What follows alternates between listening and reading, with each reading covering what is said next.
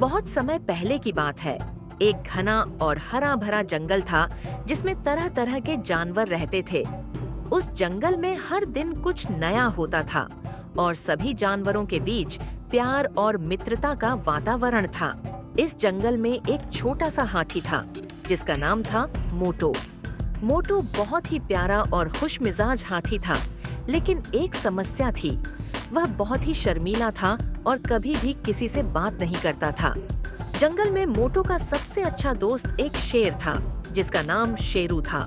शेरू बहुत साहसी और बहादुर था। वह हमेशा मोटो को हिम्मत देता और कहता, तुम भी बहादुर हो, बस तुम्हें खुद पर विश्वास करने की जरूरत है। लेकिन मोटो ने कभी उसकी बातों को सही से नहीं लिया।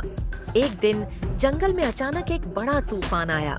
आंधी तूफान से पेड़ गिरने लगे और जंगल में अराजकता मच गई। सभी जानवर डर के मारे इधर उधर भागने लगे। मोटो भी डर गया और अपने घर की तरफ भागा, लेकिन रास्ता बहुत ही उलझा हुआ था और वह बहुत ही घबराया हुआ था। तभी उसे शेरू की आवाज सुनाई दी, मोटो, मैं तुम्हारे पास हूँ, घबराओ मत। मोटो ने शेरू की आवाज सुनी और उसकी तरफ दौड़ा। शेरू ने मोटो को अपनी तरफ खींच लिया और कहा, तुम डर रहे हो, लेकिन इस जंगल में सबसे ज्यादा तुम्हें इस समय साहस की जरूरत है। हमें एक साथ मिलकर तूफान का सामना करना होगा। मोटो को शेरू की बातें बहुत समझ में आई। उसने सोचा, अगर शेरू मेरे साथ है तो मुझे डरने की कोई बात नहीं है। शेरू और मोटो ने मिलकर जंगल में तूफान से लड़ने का फैसला किया। शेरू अपनी बड़ी शक्ति से पेड़ों को गिरने से बचाता और मोटो अपनी बड़ी सूंड से पेड़ों को काटकर रास्ता बनाता। दोनों ने मिलकर बहुत कठिनाइयों का सामना किया, लेकिन उन्होंने हार नहीं मानी। उनका साहस और दोस्ती ने जंगल के बाकी जानवरों को भी प्रेरित किया। कुछ घंटों बाद तूफान थम गया और जंगल फिर से शांत हो गया।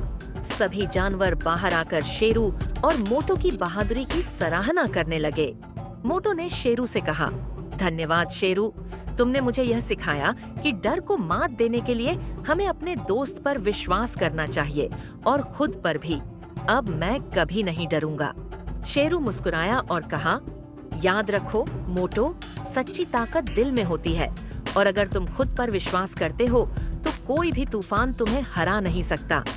तभी जंगल के सभी जानवरों ने एक साथ खुशी से गाना शुरू किया और मोटो ने महसूस किया कि वह अब पहले से कहीं ज्यादा बहादुर बन चुका है। उस दिन से मोटो ने कभी भी डर को अपने पास नहीं आने दिया और जंगल में उसका नाम बहादुरी के प्रतीक के रूप में जाने जाने लगा। सच्ची ताकत हमारे आत्मविश्वास और साहस में होती है। डर का सामना करने के लिए हमें खुद पर और अपने दोस्तों पर भरोसा करना चाहिए। जब हम एकजुट होकर मुश्किलों का सामना करते हैं तो कोई भी बाधा हमें रोक नहीं सकती। दोस्तों, अगर आपको मोटो और शेरू की ये कहानी पसंद आई हो तो इसे लाइक और शेयर जरूर करें।